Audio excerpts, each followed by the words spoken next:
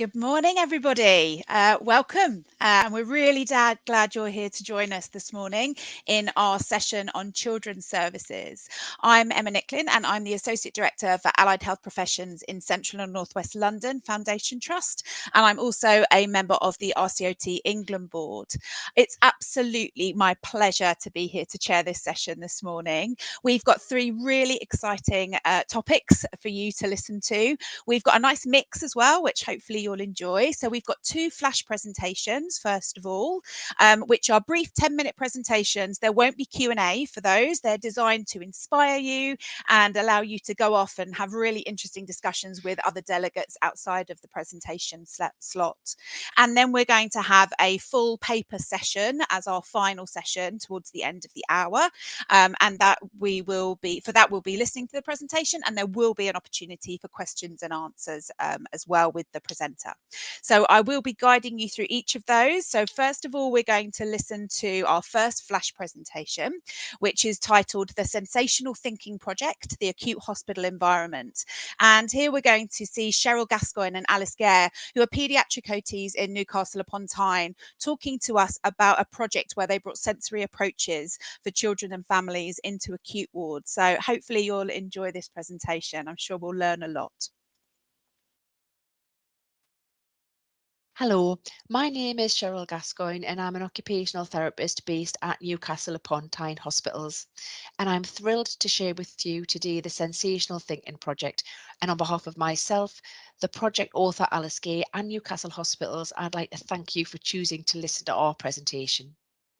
Can I also just introduce you to Bobby on that first screen there? He is our mascot and he was identified and named by the children within our hospital. The Sensational Thinking Project was initially founded back in 2018, and that happened within the community occupational therapy team. What was found was despite children being referred to the team for sensory processing differences and having a comprehensive assessment, intervention, recommendations and report, parents were still raising concerns that those around the children were continuing to struggle to understand what sensory processing was and how that can impact upon function. And parents mentioned particularly school staff and also other healthcare professionals. As a team, we considered how we could move this forward, and what we came up with was the Sensational Thinking Project. And what that would comprise of was 3 key stakeholder specific training packages.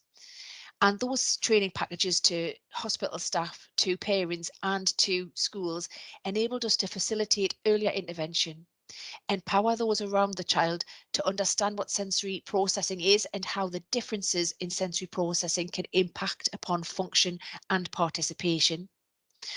But also it can help to ultimately contribute to the health and education positive outcomes for that child. The Sensational Thinking Project went from strength to strength with great feedback from the training sessions that we delivered, and the training sessions have quite recently received CPD accreditation also. We received funding from Team Evie.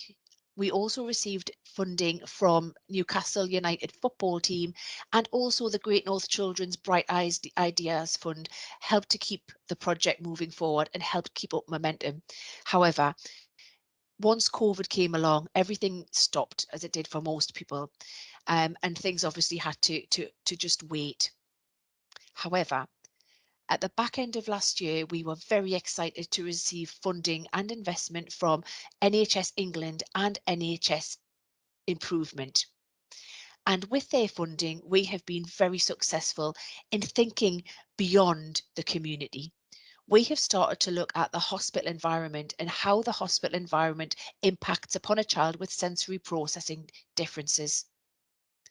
The work that we are doing is in collaboration with Alder Hay. In order to collate lots of information to fully understand how the hospital environment impacts upon children with sensory processing difficulties, we have met and liaised with the Children and Young Persons Advisory Group within Newcastle Hospitals. We've also met with the patient experience team, who have a wealth of experience of feedback through PALS, for instance, of people who've actually expressed concerns regarding experiences that they've had. We've also collated and distributed a survey, and that's to help us co-produce this work. We want lots of people with lived experience on board to help inform our work and our practice. We've also gathered further information from stakeholders, which has included lots of staff on all of the paediatric wards within Newcastle hospitals. We work very closely with play specialists. They really understand the needs of the children on their specific ward, and that very often comes down to their condition, but it also comes down to their area of speciality, but also it comes down to the environment. Often the wards, despite being in the same hospitals, present very differently. And as occupational therapists, we have a very good understanding how the environment can impact upon function. And this is fundamental to the project. Once we've collated all of that rich data, what we've moved on to do now is continue with the training packages that I mentioned earlier, and we're delivering those trust-wide now. We've also begun consultations with wards to create sensory spaces, sensory friendly spaces within the wards, but also within accident and emergency, and also within our outpatient departments as well. We're in discussions for a sensory garden, and we're very fortunate that we've accessed funds through the Climate Emergency Fund as well. We found a space in our hospital that is a very grey space with just some plants, and there is an initiative with regards to the climate emergency to make grey spaces green, and we have we've got hold of that, and we're working in collaboration with them to make a sensory space for our children, but also to work in line with the environment as well. And that sensory garden, it's a very exciting opportunity because one of the initiatives that we're considering is children who come to outpatients having access to that, being able to move away from that busy waiting area and maybe have some time in the sensory area. And that will use obviously technology to let parents know that it's time for their appointment. And this is very much in its infancy, but it is something that we're looking at quite closely. We've been delivering Bobby's Little Explorer groups. I introduced you to Bobby at the beginning, our mascot, and there he is at the top of the slide again. Bobby's Little Explorers is a sensory group within our wards for preschool children. We work very carefully with our patients to minimise any impact a hospital admission can have upon their sensory development. So these groups give them that opportunity to be part of a social group, but also to work on their sensory processing and sensory exposure as well. One of the very interesting things that has come forward is information from patients, is particularly from teenagers, is concerns around bathing. They mention, especially when they're here for long periods of time, that bathing feels like a very clinical experience and that they just need to be clean and washed. But actually, if we think about, for ourselves, that occupation, that participation in bathing is actually a multi-sensory experience, and it's something that I don't think that the clinical experience is letting these children enjoy. So we are considering the adaptation around lighting, the colouring of the room, temperature, smells, music, all of those things we're thinking about with the help of children to adapt some of those bathrooms within the hospital. Obviously, there are limitations because of the assistive equipment that are within those rooms, but if we can make that sensory experience a little bit more immersive, I guess, for these children, then that would be a very positive experience. We're also developing videos as well for to be uploaded onto the website, so people have access to lots of sensory processing information and facts at the touch of a button, really. And moving on to the next phase of the project. What we're now in the throes of doing is putting out for another occupational therapist on a part-time basis to work with the project.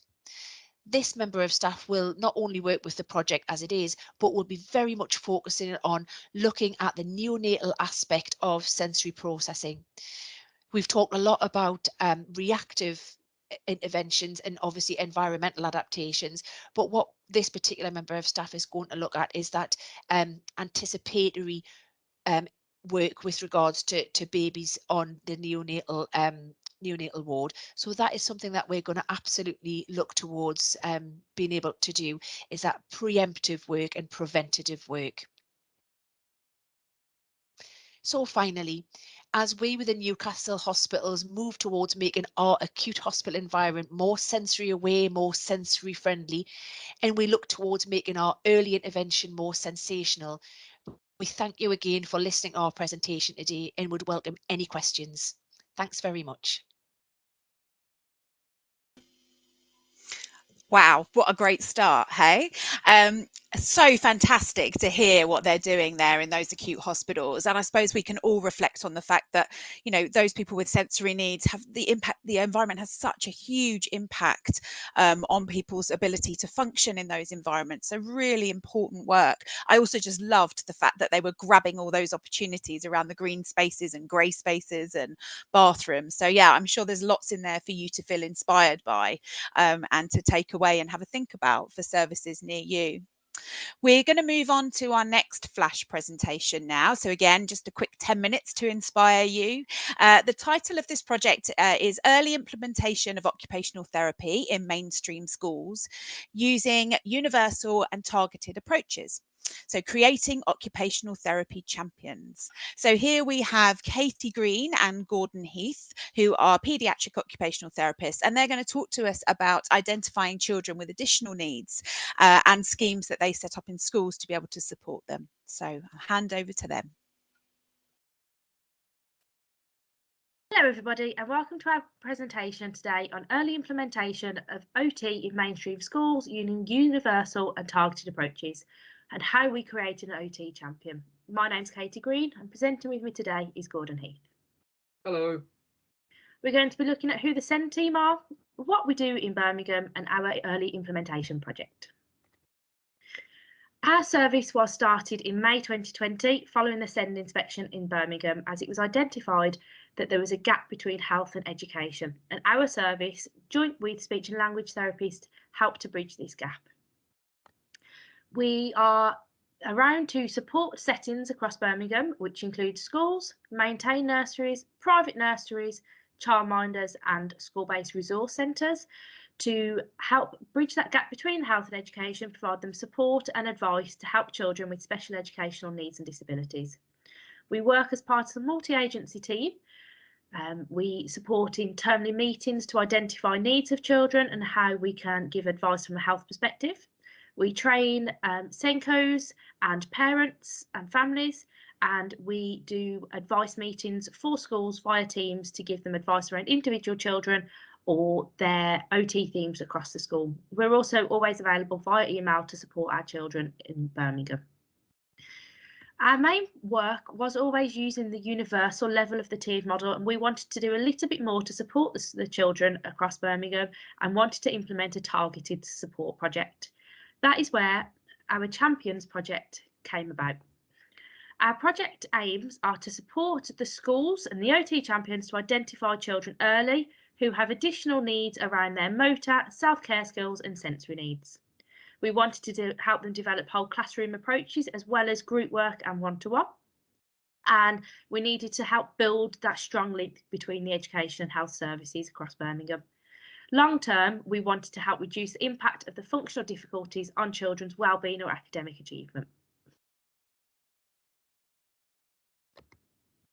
The pilot was an opt-in across a small area of Birmingham in which 9 schools decided they wanted to be part of the project. They completed a pre-questionnaire around their knowledge of OT and supporting them, children in schools, and they were given a resource pack to help them and recommended to watch a What is OT video beforehand so they had a basic level of knowledge.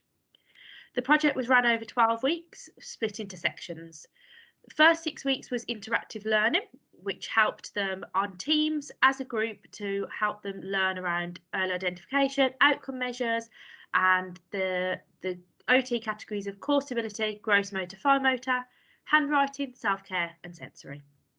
We then did 4 weeks interactive in school, which I'll come on to in a second, followed by 2 weeks of review and evaluation on teams as a whole group, and then we also offered them a 3-month follow-on.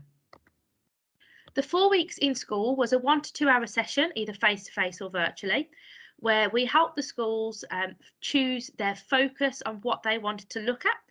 And we had a mixture of sensory, handwriting, core stability and gross motor. All consent was gained from parents for the children involved. And we helped the schools to select the children that were appropriate for their intervention groups, use baselines and use outcome measures.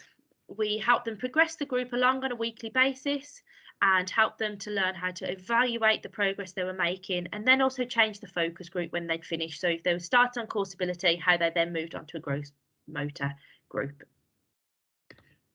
Gordon's going to just quickly go through a case study. So I've changed the child's name to Bobby, and he'd been a high-focused child since joining the school 2 years ago, and he's currently been assessed for ASD. He's high-functioning academically, but he showed very little spatial awareness in class and in the playground. He would walk over other children on the carpet to get what he wanted, and he was often positioned at the end of the line to try and reduce this sort of behaviour. He would lean against the table or children or an adult if they were next to him, and he would often be slouching.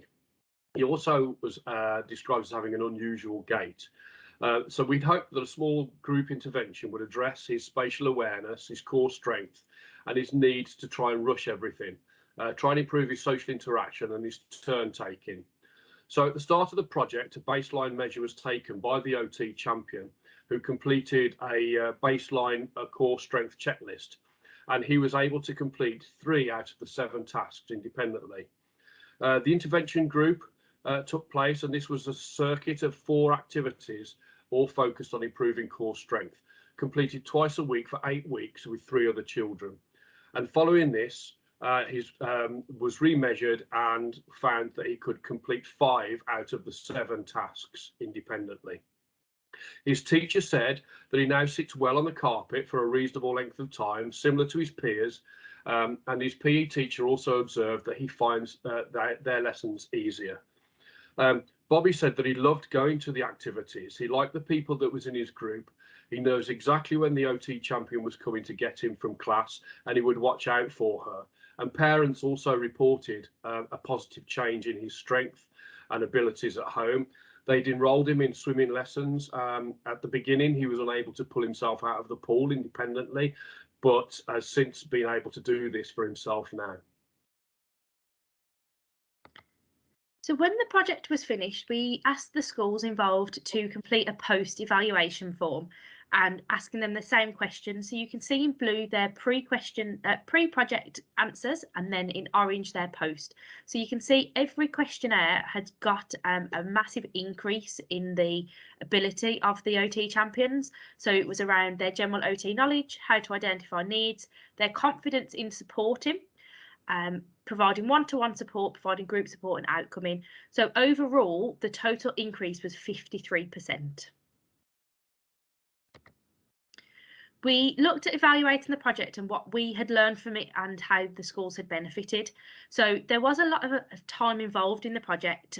You know, a session for 12 weeks is a lot of time for the school to invest in and for the OT to invest in. But discussing it with everybody involved, we actually felt that the project time was about right and we wouldn't change the length of the project for ongoing areas. There was a risk of schools dropping out of the project and not engaging, but every school that was involved actually decided that it was really beneficial to be there every week, and some people even changed their schedules to make sure they could be in attendance every week, and we didn't have anybody drop out. They did feel that once the project was over, it had been nice to have a buddy school, so linking up with another school that was continuing with the project, that they can continue with peer support with each other as schools. So whether it be 2 primary schools that were linked together, 2 secondary schools linked together, so that they had somebody there as a support from the same level as them from a different school. So for future projects, that's something we do look to implement. All the schools recognise the importance of using the outcome measures, and they've now got results. So we help them write up and evaluate what results they have from the project, whether that be quantitative or qualitative data. And they can now help use this towards their Ofsted report for, you know, explaining why children are out of academic lessons. Every school involved reported a confidence in their abilities and their knowledge. And all the schools showed that they'd made a good impact on social communication and interaction with their children, that their children helped build positive relationships in group work as well. So it's not just had an impact on their physical skills, it's had an impact on their day-to-day social skills and interacting with their friends within their classes. And we've also offered them ongoing support. So just because the pilot project finished, they've still got access to us as an OT team, to give us an email, to give us a call, to ask, how to change these groups around and continue to offer that advice there where it's needed. We have, because obviously we've got lots of feedback here, we've listed a few things on this slide which you can read in more detail. If you do request the slides from us, we can send those over. But the schools have said how it's increased their knowledge, their confidence, how they now want to continue implementing this across the school, and make such a big difference to their children. That's the end of the presentation. We have since run the project again, and we're now in the third lot of the project. So we do continue to roll this out across the whole of Birmingham. So if anybody does have any questions, please do feel free to drop me an email and we can get the slides out to you and answer any questions. Thank you for listening. Wow, again, brilliant. Thank you so much, Katie and Gordon. I just absolutely love that case study. What a brilliant way of showing the power of occupational therapy spreading through a school, and using those champions in that way. Really amazing, and such brilliant outcomes as well. Gosh, this is a great session. So now's the chance for you to think about getting interactive. We are going to move on to our paper session, which means we've got a good half an hour together. We will be moving on to our presentation, but during this one you are able to ask questions at the end, so please do get your thinking caps on while you're listening to the next brilliant presentation and pop those questions into the question box to make sure that they come through to us nice and clearly. So I'm absolutely delighted to introduce to you Ruby Stone Sharp, who is an OT from Southwest London and St George's. She's going to be talking about prevention and promotion, so occupational therapy within a mental health support team for children and young people and families. So I'm going to hand over to Ruby. Remember to get your questions into the question box and we'll come back to ask Ruby those questions after her presentation. Hi everyone, I'm Ruby Stone Sharp. I'm an occupational therapist working as a primary mental health worker in the CAMS mental health support team. I'll be speaking to you today about mental health prevention and promotion in schools, occupational therapy within a mental health support team for children, young people and families. So I'll be sharing my experience and current practice of working within a school-based mental health support team and to discuss the opportunities within this emerging area for OT. Please do send any questions to the Q&A box. 15 minutes goes by very fast. So I won't be able to cover everything. So if anything's standing out, please use the question and answer box, and I'll be there at the end to answer any questions.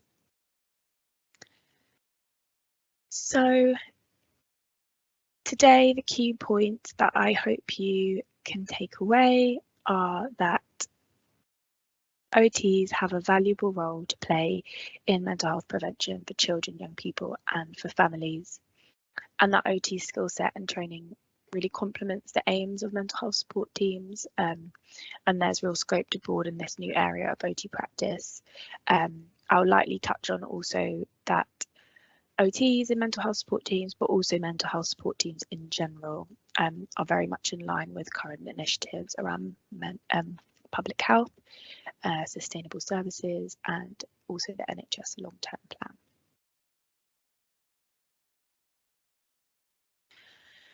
So I'll give you a bit of background on the mental health support teams first, before I tell you a bit more specifically about my role and my team. So mental health support teams were first set up in 2017, following the government publishing a green paper called Transforming Children and Young People's Mental Health, which detailed proposals for expanding access to mental health care for children and young people, all within the context of these rising waiting times within CAM services, and children and young people not getting the help they needed when they needed it, and generally a lot of concerns and report about rising numbers of varying mental health difficulties within children and young people. So this was the context within which they wrote this, and part of the reason why they wrote it, and then decided to set up a series of trailblazers as kind of a test to see if these mental health support teams worked. So different trailblazers were set up across the country, and the focus was basing them within schools, targeting low to moderate mental health needs, with the idea that this could prevent people from needing higher level mental health services, which are under more pressure, and obviously things are more severe once someone is needing those services. So kind of also with the idea that I guess it's less distressing and can prevent a lot of other things from happening if you get in there a bit earlier. So mental health support teams are based on early intervention and prevention in mental health, and also expanding capacities of the schools and colleges to support mental health and to think about mental health, and we do a lot around promoting good mental health and well-being, as well as addressing when things have become more difficult.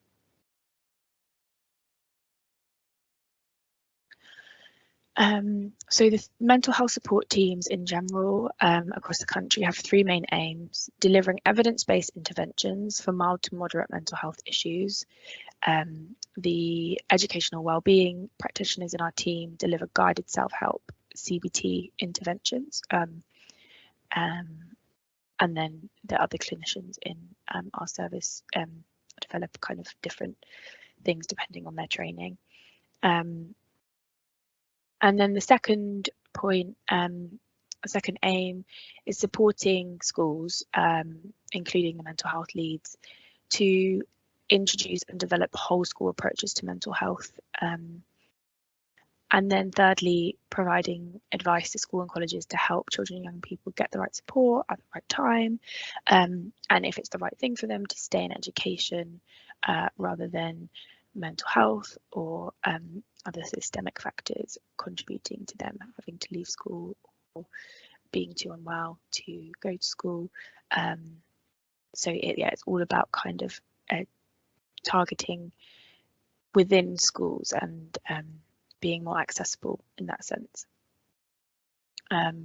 So having now seen a little bit about what the mental health support teams are about, knowing a little bit more, have a think about how you would go about setting up a role for an OT in a mental health support team. It can help to think about how our skill set might fit within these teams, how you think it can be used. Has anything jump out at you, and how do you think that OTs could fit these teams? What kind of work would we be doing? You can use the Q&A box. It will be interesting to hear if anyone has any thoughts on that. So I'm going to talk a bit more specifically now about my team and my role. So I am in the Battersea Mental Health Support Team. We're based in Battersea, South London, which is within the borough of Wandsworth. And our team was set up in 2019. It was one of the quite early trailblazer sites. I joined in January 2021.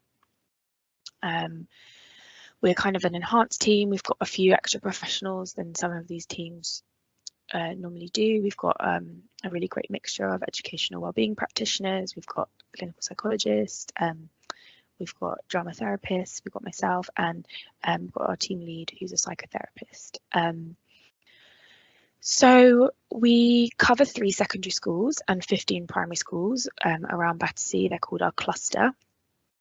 And we're based in one of the secondary schools. We've got a small office in one of the secondary schools, and then we travel around other schools in the area. And we're also connected to South West London and St George's Mental Health Trust, so sometimes we are also based there as well.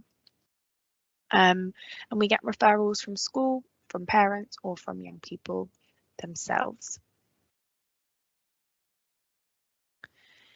So like I mentioned, I joined the role in 2021, and since then it's been about finding ways to meet the general aims of the team, that more kind of generic work, just thinking about myself as a CAMHS primary mental health worker, and working alongside my colleagues to deliver the aims of our mental health support team, but also trying to figure out what my unique contribution is as an OT, where my skill set lies. I'm lucky I get to do quite a lot of things kind of from an OT perspective, despite that not being my official title. So it's been trying to figure out, yeah, where I fit. And where OT fits in these teams. And I will give you some example of my work now, so you can kind of give you a picture of what things are like day to day.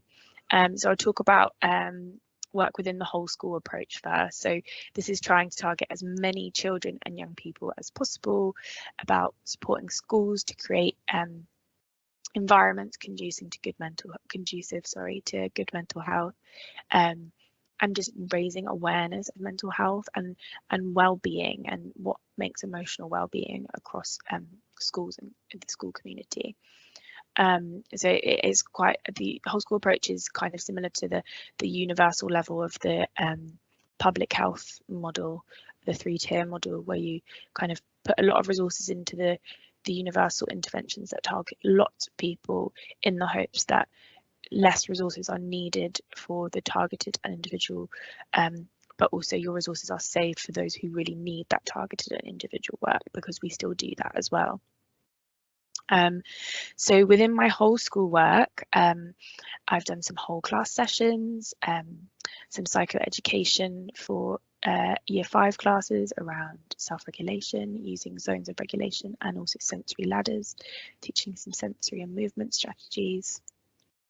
I've developed one of the main parts of my role since I joined has been developing a sensory whole school approach.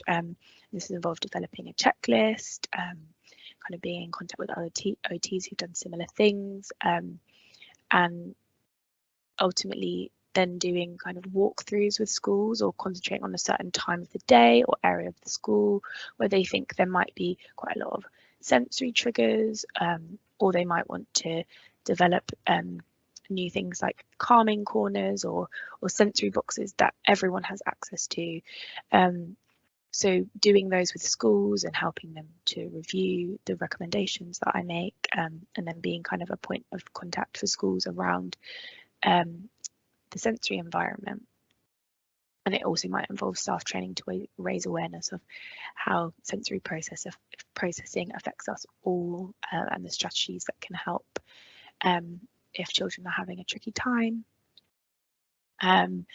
And then joint work with my colleagues on a trauma-informed approach, where we train up school staff to be trauma-informed champions. We use videos that they can then use to train their schools, thinking about recognising trauma and responding to trauma, and creating trauma-informed environments within the whole school. A lot of the whole school work feels very long term. It feels like you're not going to get immediate changes, but you're slowly kind of having these discussions around different aspects of mental health and well-being. And adding an OT lens to workshops. So we do lots of different workshops for parents and for staff. And some of the ways I have added an OT lens has been adding in things around sensory processing, thinking about up and down regulating activities, things like heavy work proprioception being really helpful in terms of children's like alert levels, or when they're feeling a bit fizzy or a bit lethargic. And we've done some early years workshops thinking about the skills that might be good to practice with children before or as they're starting school, to help them feel more prepared and more confident. I did that with our drama therapist. And then there's also opportunity for some targeted work, so I've been doing lots of extended assessments, which kind of entail a general mental health CAMHS assessment, but I'll be referred children or young people where there's kind of a query around the emotional well-being being impacted by some kind of occupational barrier. So I'll think a lot about the student environment fit. You know, is the space overwhelming? Is there something sensory going on? Do they have the most helpful routines to keep them regulated? Are there any kind of skills-based difficulties that haven't been picked up on, whether that's motor or processing? And yeah, ultimately thinking, is function affecting mental health or mental health affecting function? And OTs can kind of get involved either way, but it's bringing that kind of extra level of like identifying skills and things that might not be picked up on in other kinds of assessments. And then I've also been developing groups, so parent groups for them, for parents to learn about sensory processing and how it affects emotional well-being for children, and very strategy and psychoeducation based. And I'm starting some groups at primary school around self-efficacy, resilience, and self-regulation, kind of focusing on strength and building confidence. And it's, yeah, very much worth saying that everything is still very much in development. There wasn't an established OT role already, and we've had to do a lot of adapting because of COVID as well. So we're just kind of finally getting to the swing of things. So things are always changing, but it can also be very exciting. So to finish off, and I hope illustrate a little bit those key points I mentioned at the beginning around OT being really valuable for mental health prevention, and also really fitting really nicely into mental health support teams. I wanted to show you a bit of a case study from a child that I worked with. So did an assessment with a 9-year-old boy. He's in mainstream school. He has no existing diagnosis. School is concerned, and has been for a while, about disruptive behaviour in the classroom. He is always up out of his seat, always calling out, finds it difficult to just regulate and sit unless he's outside of the classroom. Often complains that he hates his life. So there's also now some concerns around him feeling quite low mood, and obviously there has been no kind of risk stuff in terms of suicidal ideation or anything yet, but yeah, I guess there are some concerns that this could get worse. And these things are really getting in the way of his school occupations. He finds it really hard to sit and focus unless he is in a quieter space. So there was also some queries around sensory aspects of this, you know, around noise or you know, visual sensitivities. So I did an observation using the OT power assessment, and also did kind of conversational assessments with the teacher, family, and with the child. And we also did a sensory profile assessment. Both teacher and parent filled one of them out with my support. And kind of what came back from everything was we were able to work out where he might need support to access school activities in a meaningful way. So it came back that he's very movement seeking on the sensory profile. He does have some sensitivity to noise. So we are now thinking about the kind of movement breaks that might be helpful for him, where he might sit, the environment of the classroom, limiting noise, thinking about whether at school he could have some more roles and responsibilities to kind of use his strengths and promote well-being, and also kind of tie all this up within a structure, because from the assessment it kind of showed he really benefits from structure and routines. So maybe making that quite clear for him through visuals. And then thinking with family about how he can pursue more of his interests and kind of get a wider range of activity to promote his well-being. And we also thought a bit about a possible screening for ADHD and ASD, just to kind of clarify whether some of this impulsivity is around some of that.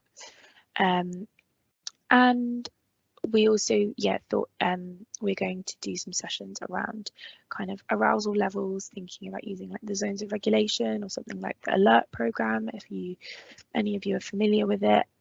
And I guess the bigger picture, we're thinking loads about prevention here. He is in year 4, going into year 5, starting to prepare for secondary school.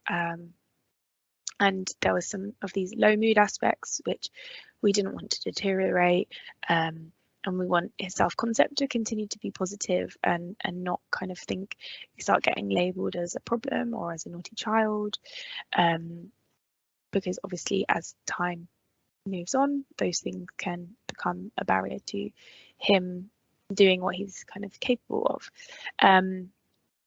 So this is kind of an example of the ways that maybe OT skills can be used within the mental health support teams to play a part in prevention of mental health difficulties and promote mental well-being. There's a slide with references which I'll leave on the screen, and then I'll join you for questions shortly. Thank you for listening, everyone.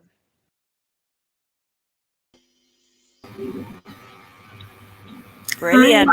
Hi, Ruby. Thank you so much. That was such a great presentation. I was really struck by I think you should coin that phrase, function affecting mental health, or is mental health affecting function?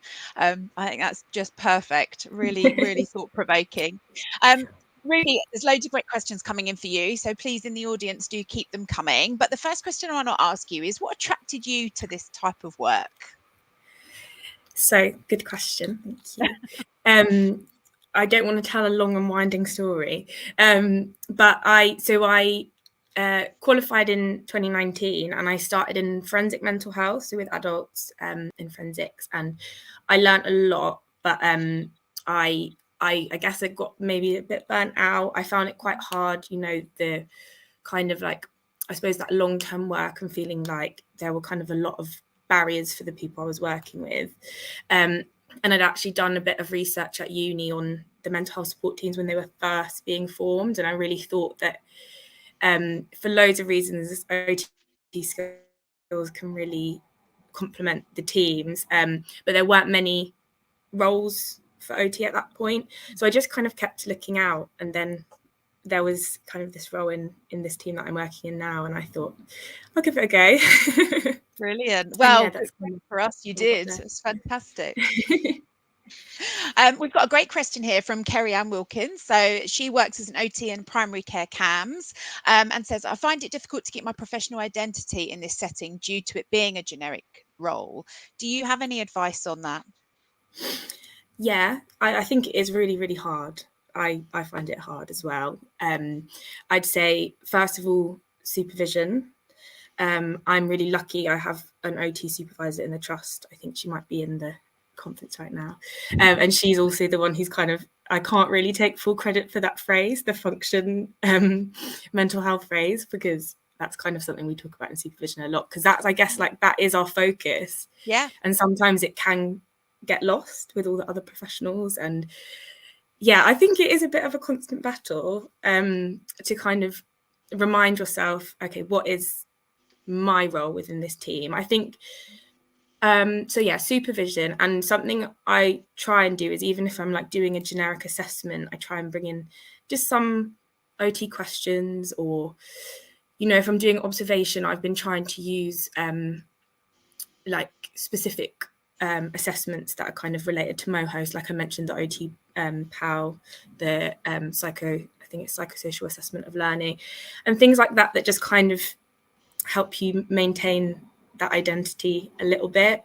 And I guess, yeah, just like linking in with other OTs. I've linked in with some other OTs that there are a few other OTs working in mental health support teams across the country. So I've spoken to a couple of them, other OTs in the trust, and that kind of thing, just always kind of trying to remind myself of that professional identity. But I think it is tricky, especially when I think at the best of times we spend a lot of time as OTs explaining what we do anyway. And so I just think it's like, you have to just keep going with it. Keep reminding yourself. I think that's great advice. I think that, you know, the core of supervision, keeping yourself focused on function, you know, that's our unique role, isn't it? Absolutely. Lovely. Okay, I've got another question that's coming in. So it can be hard to measure benefits of early intervention services. So how are you capturing that in the team, and how is that sort of managed? I suppose it's really tricky. Yeah. It is hard. And I think, like I said, I think there are some things that are still in development. It's something that we're always thinking about. How can we do this best? I guess, so my team lead, she often goes to like cluster meetings. So it's all our schools together. And I guess it's kind of getting that verbal feedback of how things are going, the kind of discussions that staff are having within the schools, and kind of what are the themes, mental health wise, that they're seeing with the children and young people. So I suppose in that way, I think they probably meet every month or every couple of months, and you kind of can see some of the progress, but I suppose it's not a very like formal way of measuring it. We do a lot of like feedback forms and measuring, so termly, or we'll do one at the end of the academic year, which kind of reviews what they've used of our service, what the schools have used of our service, what they might need more of, where they're seeing difficulties, what kind of might be helpful. And I suppose there's certain things we have to do, like routine outcome measures and things like that. But I think it is kind of a bit of a challenge, to be honest, and I don't think we've quite figured it out either. I suppose it is quite a lot of qualitative feedback, actually, because it is so hard to put into numbers in a lot of ways. I think there's a broader, with the mental health support teams, there's a broader there's measurements that are going on in terms of maybe admissions to like the tier 3 CAMs and that kind of thing. I think that is going on underneath, but the pandemic really kind of held that back, because you can't really see the full impact. So I reckon we won't see it for maybe a year or maybe more. Yeah, I mean, I guess that's the challenge with any early intervention, isn't it? The whole point is it makes sense to do it early, and you hope it would stop things that you don't know. So it is a tricky beast to measure, really. But yeah, that's very true. Yeah, you can't really measure it if it doesn't then happen. No, we can only assume. I'm sure the bigger, wider review will be looking at comparative to other years and all of those sorts of interesting things. So that's really good. Yeah. And really interested to know a bit more about your discussion in the presentation around the school environment and the link to emotional needs and sort of sensory processing. Can you tell us a little bit more about that? Yeah, well, I found the first flash presentation was actually thinking about a lot of similar things. It was really interesting, even though it's a completely different setting. So that was kind of the first thing I did when I started in the team. It was thinking about how to develop with the schools that we work with what we call a whole school approach to sensory processing. And so what we've developed is a bit of a format for, I go and meet with schools and we use a bit of a checklist and think about the sensory environment, but also think about things that might be in the environment that could be difficult for maybe someone that's experienced some kind of trauma. So it might be really practical things, like some kids need to be sat like facing out from the walls and so they can see the door. So it might be small things like that, thinking about what might be overwhelming visually in the environment. In one of our secondary schools, we've thought about their well-being space and how it can be kind of a safe space that students can come to if they're having like quite a difficult time or being quite overwhelmed. It's quite personal to each school. So sometimes I might observe a specific class or a specific area of the school. So I try and kind of, speak with their SENCO or mental health lead first, and then we do that, and that's kind of still developing. I actually got loads of ideas from the the flash presentation before, of like kind of focusing in on like those gardens or those particular areas of school. But yeah, does that answer your question? Yeah, absolutely. And you know, you've also beautifully helped me think about, you know, summarizing all three presentations, because I think you're absolutely right. They're so interlinked, aren't they? Because they're all about being proactive and having early intervention, and how important that is for our children, young people and families. I mean, there's some other comments, particularly from Leah in the chat, around it's a shame these aren't OT roles, and are there still OT roles in CAM? Certainly my experience is there are, but I think we're seeing the people diversify like you have into roles that are generic as well. So also there's lovely comments there around wanting you to write up a summary and a booklet for RCOT. So this could be the beginning of something new, Ruby. Definitely. Thank you so much. Yeah, no, absolutely. Thank you so much, Ruby. I want to thank all of our presenters in this session today. I think it's been absolutely brilliant, and such brilliant themes around being proactive and early intervention. So yeah, really fantastic. Please make sure that you're connecting into our wellbeing activities and getting into the chat functions, meeting other delegates throughout the conference. And that just leaves me to say thank you to everybody in the audience for joining us. Thank you, Ruby, for being here, for answering the questions. And yeah, enjoy the rest of your conference, everybody. Thank you so much. Thanks, everyone. Bye.